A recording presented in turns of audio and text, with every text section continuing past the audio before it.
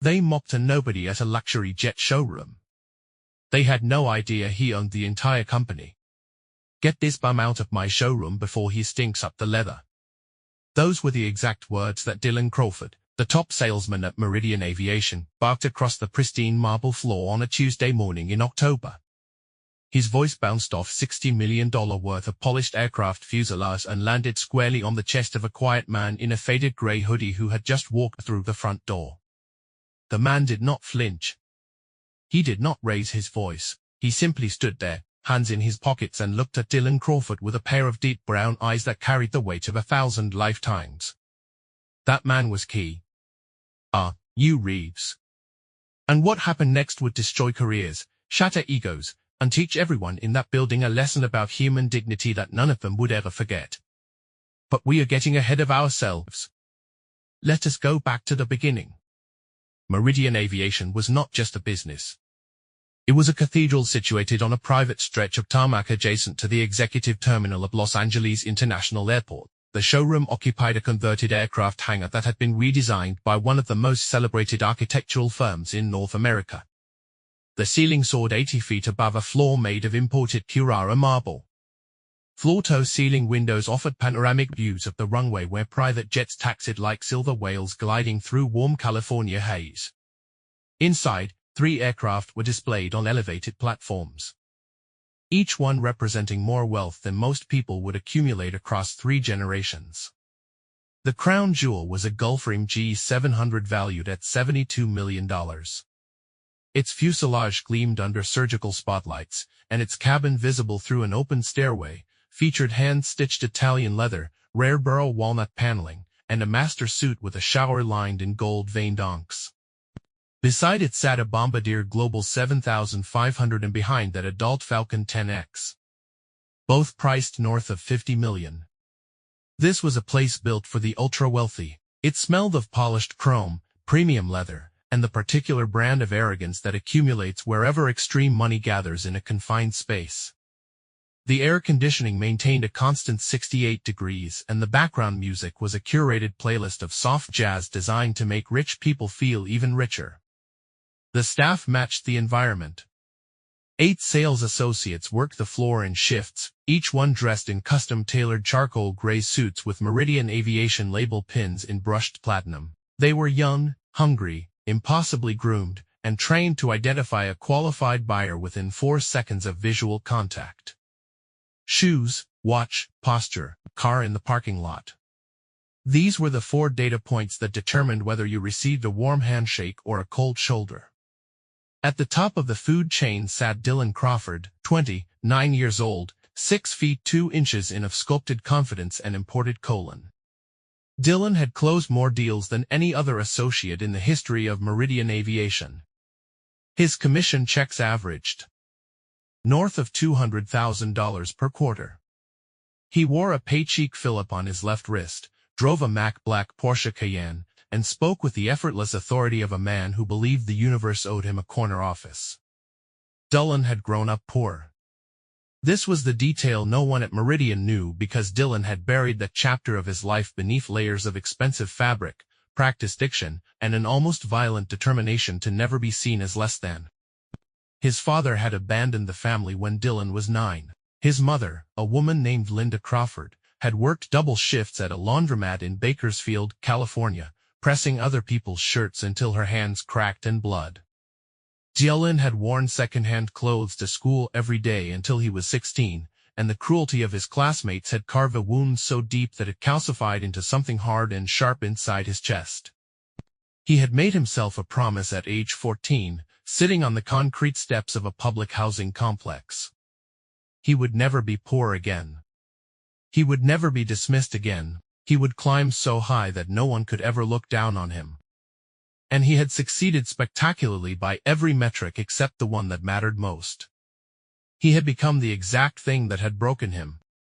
He now looked down on others with the same cold, measuring gaze that had once been turned on him. Beside Dylan on the sales floor were 2 other associates worth mentioning.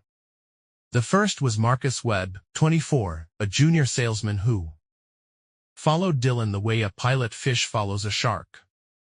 Marcus was not cruel by nature, but he was weak by habit. He laughed at Dylan's jokes, echoed Dylan's judgments, and lacked the spine to challenge anything that might cost him his proximity to success. Marcus wore the same charcoal suit, but on him it looked borrowed, which in a spiritual sense it was. The second was Sarah Mitchell. She was 31 with auburn hair pulled back in a simple ponytail and clear green eyes that held a remarkable quality of genuine warmth. Sarah was a competent saleswoman, but her numbers were average because she spent time with every customer, regardless of appearance. She remembered names. She asked about families. She once spent 45 minutes explaining aircraft cabin pressurization to a retired school teacher who had no intention of buying anything, but had simply walked in out of curiosity. Dylan openly mocked her for this. He called her the charity case. Sarah never responded. She simply kept doing her job the way her conscience required. Above them all, literally and figuratively, was Bradley Hull. Bradley was the showroom general manager, a man of 53 who occupied a glass-walled office on a mezzanine overlooking the sales floor. From his elevated perch, Bradley could see every interaction, hear most conversations through a discreet intercom system, and intervene at any moment. He had the authority and the responsibility to enforce Meridian Aviation's stated code of conduct, which included a paragraph written in elegant font and framed near the entrance that read, "Meridian Aviation is committed to treating every guest with dignity, respect, and attentive service regardless of background or appearance." Bradley Halt had read that paragraph 1,000 times. He had never once enforced it. He was a man who understood that the top salesman generated the top revenue and the top revenue kept the investors happy, and happy investors meant Bradley kept his 6-figure salary and his reserved parking space. Confronting Dylan Crawford would be uncomfortable. Bradley Holt did not do uncomfortable. He did quiet. He did invisible. He did the long lunch in the closed office door. Now let us talk about Keanu Reeves. Most people knew him as the reluctant movie star. The man who gave away millions from his Matrix salary to the special effects crew. The man who rode the subway in New York City and once gave up his seat to a woman carrying groceries. The man who ate lunch alone on a park bench and became an internet sensation not because he was famous but because he looked profoundly beautifully sad. What most people did not know was that Keanu had quietly become one of the most significant private investors in the luxury aviation sector. Through a holding company called Stillwater Capital, managed by his longtime financial advisor, he had acquired a 43% stake in Meridian Aviation Group, the parent company that owned the Los Angeles showroom and 6 other locations across the country. The investment had been made 3 years earlier, and Keanu's involvement was protected by 17 layers of corporate privacy. No employee at Meridian Aviation knew that the man who effectively controlled their company preferred to dress in old hoodies and ride a vintage motorcycle. Keanu had invested in Meridian for a specific reason. He believed that luxury should not be a weapon. He believed that a person who saved for 30 years to charter a private flight for their parents' 50th anniversary deserved the same respect as a billionaire ordering a custom aircraft. He had written the very code of conduct that hung in the frame near the entrance. He had approved the training materials that emphasized dignity above commission, and for 3 years he had trusted that his values were being honored. Then the reports started arriving.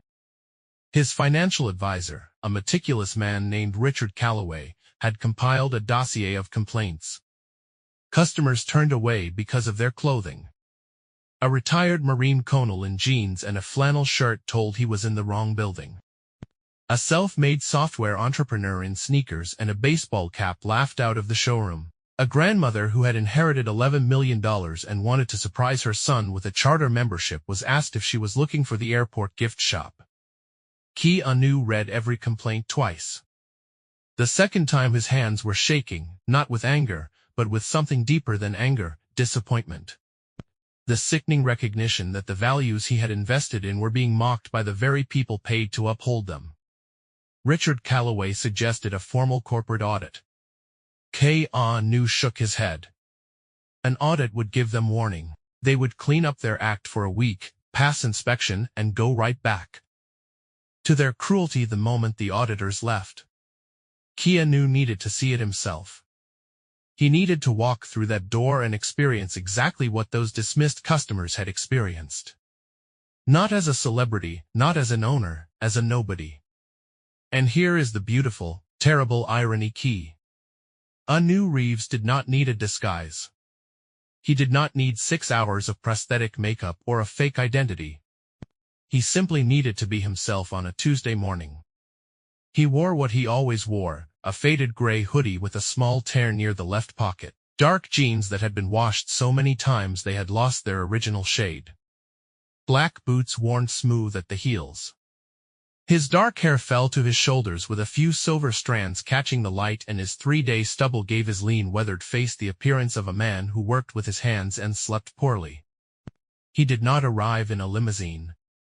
He pulled into the Meridian Aviation parking lot on a 1990 Ford Norton Commando motorcycle that looked like it had been rescued from a barn.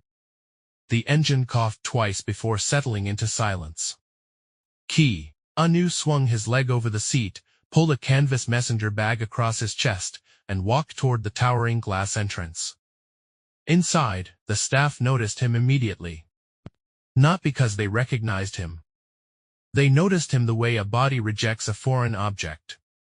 The faded hoodie, the scuffed boots, the motorcycle that probably was not worth the price of a single seat cushion on the gullframe. Every data point screamed the same conclusion. I'm not a buyer. Dylan Crawford spotted him from across the showroom floor. He was standing near the Bombardier with Marcus Webb discussing a potential client expected that afternoon, a hedge fund manager from Connecticut. Dylan's eyes tracked the stranger with the precision of a predator assessing whether something was prey or an obstacle. Marcus, Dylan said, not lowering his voice. Is there a homeless shelter nearby that I do not know about? Marcus laughed. It was a short, nervous laugh, the kind that a person produces when they know something is wrong, but lack the courage to say so. He glanced at the man in the hoodie, then back at Dylan, seeking approval. Keanu walked slowly across the marble floor. His boots made a soft, deliberate sound with each step. He stopped in front of the Gulfstream G700 and looked up at it. He looked at it the way a father looks at a child he has not seen in years. Because in a very real sense, this aircraft existed because of him. His capital had funded the showroom renovation. His signature was on the acquisition agreement. His vision of accessible luxury had placed this machine in this room. He stood there for a full minute saying nothing, his hands in his hoodie pockets, his eyes moving slowly across the fuselage. The sales floor went quiet. Not the respectful quiet that descends when a VP arrives. The predatory quiet that precedes humiliation. Sarah Mitchell noticed him first. She sat down her coffee, straightened her blazer, and began walking toward him. Sarah Mitchell had her own story. Everyone does. Hers was quieter than Diane's, less dramatic, but no less formative. She had grown up in a small town in Ohio called Marysville, population 12,000, where her father ran a hardware store, and her mother taught 3rd grade at the public elementary school. They were not poor, but they were close enough to the edge that Sarah learned early what it felt like to count pennies at the grocery store and wear shoes one size too small because new ones were not in the budget until September. When Sarah was 16, her father had a stroke. He survived, but the hardware store did not. The medical bills consumed everything. Sarah watched her mother sell the house, the car, and every piece of furniture that was not nailed down. They moved into a 2-bedroom apartment above a laundromat. And Sarah learned something during those years that would define the rest of her life. The quality of a person has absolutely nothing to do with the quality of their possessions. She had carried that lesson through college, through a failed first career in teaching, through a cross-country move to Los Angeles, and eventually into the showroom of Meridian Aviation, where she discovered that the aviation industry paid well, but valued appearances above all else. Sarah did not play that game. She treated every person who walked through the door as if they were the most important guest of the day, because in her mind, they were. This made her unpopular with Dylan Crawford and invisible to Bradley Hole, but it made her the only person in the building whose soul was not for sale. Now she sat down her cold coffee and walked toward the stranger in the gray hoodie because someone had to, and because in her experience, the person everyone else ignores is usually the person most worth knowing. But Dylan Crawford was faster. Dylan crossed the showroom in 8 long strides, his Italian leather shoes clicking with authority on the marble. He positioned himself between Keanu and the aircraft close enough that his expensive cologne became the dominant scent in the space. "Good morning," Dylan said. The greeting was technically correct, but the tone made it a wall. "Can I help you find something? The public terminal is about half a mile east. I can call you a shuttle if you need a key." New looked at Dylan. He looked at the maple pin, the tailored suit, the watch that cost more than most cars. Then he looked at Dylan's eyes. What he saw there was not just arrogance. It was fear. The kind of fear that lives underneath bravado. The kind that spends its entire life running from something it cannot name. "Key." N spoke quietly. "I am here to look at aircraft. Specifically that one." He nodded toward the Gulfstream. Dan's eyebrows rose approximately 1 centimeter. It was a movement calibrated to convey maximum condescension with minimum effort. "The G700, Dylan repeated as if translating the words into a language the stranger could not possibly understand. "That particular aircraft starts at 72 million. Perhaps you are thinking of our brochure wall near the entrance. We have some lovely printed materials about our charter partnership program. Very accessible." Keanu did not react. He simply continued looking at the Gulfstream. "Tell me about the range on the enhanced fuel package," he said. "I read that the G700 can achieve 7,500 nautical miles at Mach .85, but I am curious whether that accounts for the modified wing geometry on the 203 revision." The question landed on Dylan Crawford like a cold bucket of water. It was extraordinarily specific. It referenced a technical modification that had not been publicly announced. Dylan blinked. For one brief moment, something shifted in his face. A flicker of uncertainty, the faintest crack in the porcelain. But the crack sealed itself almost instantly. Dylan had spent 15 years building the armor that protected him from people who might see through him, and one technical question from a man in a torn hoodie was not going to penetrate it. "Sir," Dylan said, his voice dropping to a lower, more dangerous register. "I appreciate your enthusiasm for aviation trivia, but Meridian Aviation serves serious buyers with verified financial capacity. Unless you have documentation proving you are qualified to discuss a purchase at this level, I am going to have to ask you to enjoy our literature and step outside." From across the showroom, a voice cut through the tension. It belonged to Richard Caldwell, a regular client, a real estate developer worth roughly $400 million, who visited the showroom twice a month primarily to drink their excellent whiskey and remind everyone, with an earshot, that he could buy anything in the building without checking his balance. Richard Caldwell was 61 years old, heavy-set, with a face that looked like it had been carved from expensive steak. He wore a navy blazer with gold buttons and a silk pocket square, and he held a crystal tumbler of 18 years scotch that the showroom provided complimentary to its preferred guests. Dylan Richard called out loud enough for everyone to hear, savoring the moment. "I think your friend there took a wrong turn at the bus station. Maybe point him toward the food court before he touches something he cannot afford to breathe on." The laughter that followed was not loud. It was worse than loud. It was the low, knowing chuckle of people who believe they occupy a higher tier of humanity. Marcus Webb laughed. 2 other junior associates near the reception desk laughed. Even the woman at the coffee bar, whose job was to remain neutral, allowed herself a tight, complicit smile. Keanu Reeves stood in the center of that laughter like a stone in a river. It flowed around him without moving him. He had been laughed at before. He had been dismissed, underestimated, and written off more times than any of these people could imagine.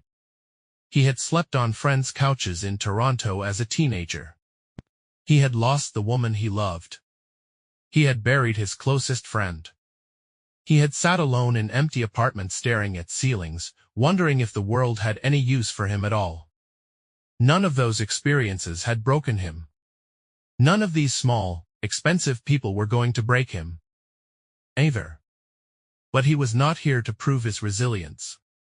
He was here to witness, to document, to understand how deep the rot had spread in a company that bore his values on its lobby wall. Sarah Mitchell appeared at his side. She had pushed past Dylan's invisible barrier and stepped forward with a calm, deliberate grace that defied the social hierarchy of the showroom. She looked at Keanu directly, not at his clothes, not at his boots, but at his face, and she smiled. It was the first genuine expression of warmth he had received since walking through the door. "Good morning," Sarah said. "Welcome to Meridian Aviation. My name is Sarah. Can I get you a coffee or some water while you look around?" Dylan turned sharply.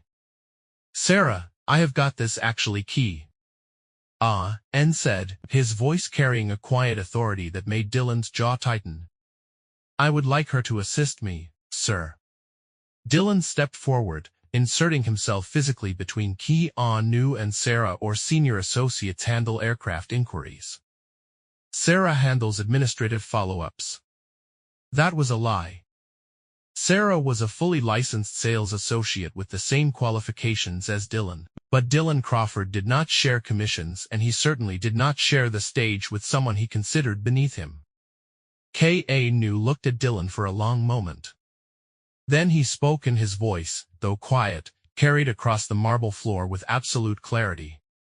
"I would like Sarah to walk me through the specifications of the G700. I would like to discuss the optional avionics upgrade package. And I would like to do this without being asked to leave, without being compared to a homeless person, and without being treated as though my clothing determines my value as a human being." The showroom went silent. Not the predatory silence from before. A different silence. The kind that descends when someone has said something so true and so uncomfortable that every person in the room must immediately decide whether to acknowledge it or pretend it did not happen. Dylan chose pretend. He leaned toward Keanu, lowering his voice to a sharp whisper that nonetheless carried. "Listen, pal. I do not know who you think you are, but in this building, we deal with people who move markets, private equity, sovereign wealth, Fortune 500 executives. You do not belong here, and I say that with all due respect." Keanu tilted his head slightly. "All due respect," he repeated softly. That is an interesting phrase. People tend to use it right before they show you exactly how little respect they actually have. From his glass office above, Bradley Holt watched the entire exchange through the floor-to-ceiling window. He saw Dylan's aggressive posture. He saw the customer standing calmly. He saw Sarah Mitchell attempting to intervene. He saw everything, and he did nothing. He picked up his phone, scrolled through emails, and turned his chair slightly so that the scene below was no longer in his direct line of sight. This was Bradley Holt's signature management technique. If he did not see it, it was not his problem. Richard Caldwell, emboldened by the whiskey and the audience, rose from his leather chair and approached. He stopped 5 feet from Keanu, looking him up and down with the thorough dismissive scrutiny of a man appraising livestock. "Son," Richard said, his voice thick with condescension. "I have been coming to this showroom for 6 years. I have spent more money in this building than you will likely earn in your entire lifetime. And in 6 years, I have never once seen anyone walk in here dressed like that and walk out with anything other than a free brochure and a bruised ego." He took a sip of scotch. "Do yourself a favor. Save yourself the embarrassment. The door is right behind you." Keanu looked at Richard Caldwell. He looked at the gold buttons and the silk pocket square and the crystal tumbler. And then he said something that nobody in the room expected. "You are right." Richard blinked. Dylan straightened. "You are right that I do not look like your typical customer." Keanu continued, "But I have a question for you, Mr. Caldwell. And I mean this sincerely. When did you decide that a person's worth could be measured by the fabric on their back? Was it something you were taught, or was it something you chose?"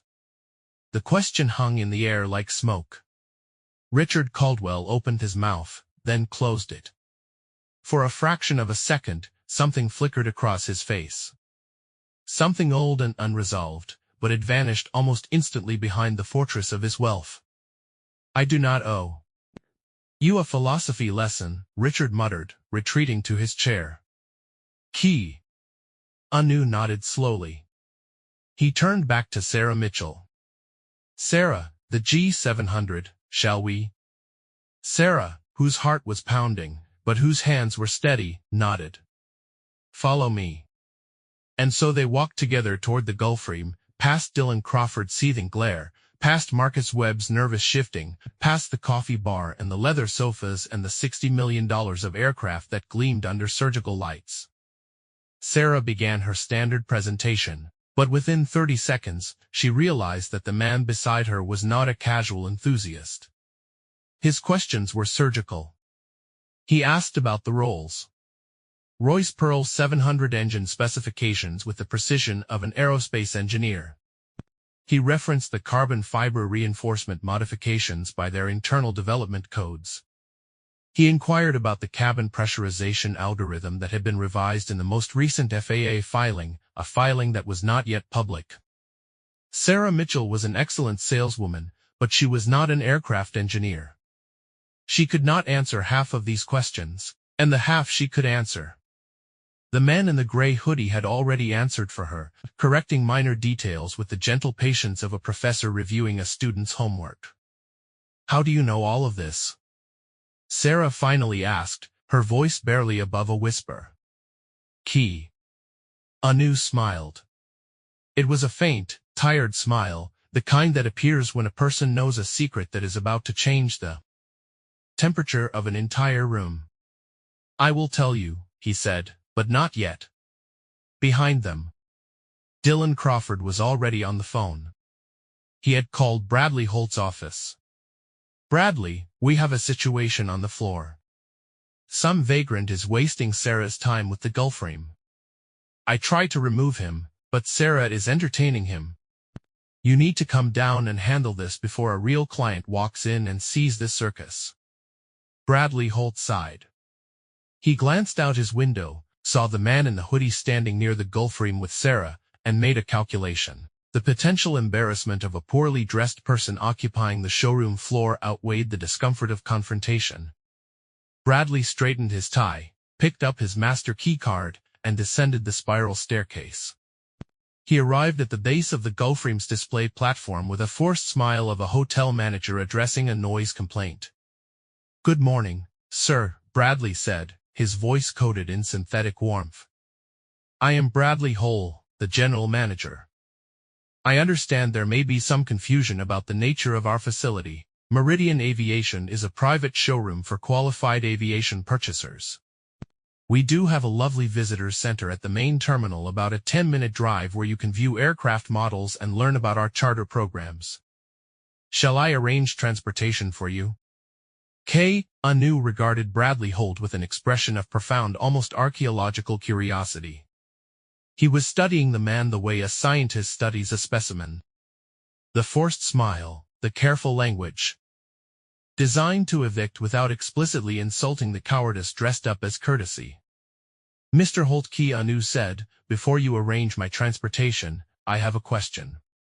That code of conduct framed near your entrance. The one about treating every guest with dignity and respect regardless of background or appearance. Did you write that? Bradley's smile faltered. That is a corporate policy statement. It was established by our ownership group. Have you read it? Of course. Have you enforced it? Bradley Holt's left eye twitched. It was a small movement, involuntary, the physical manifestation of a man whose comfortable fiction was being challenged. Sir, I enforce all of our policies consistently and fairly. Then you heard what your top salesman said to me when I walked in. Bradley said nothing. You heard him from your office. I know you did because I can see the intercom light from here. It is green, which means it is active. You heard everything and you did nothing. The silence that followed was devastating. Not because it was empty, ye kidney wod Hain.